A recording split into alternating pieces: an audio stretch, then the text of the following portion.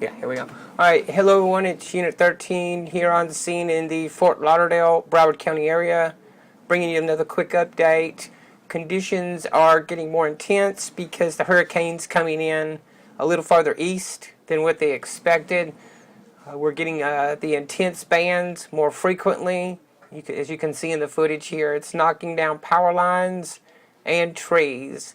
In my neighborhood, all I can see right now are limbs down, plants down, and fences. Otherwise, it's actually pretty calm up here, but the weather's getting intense every once in a while. That's all I have for now. This is Unit 13. I'm out.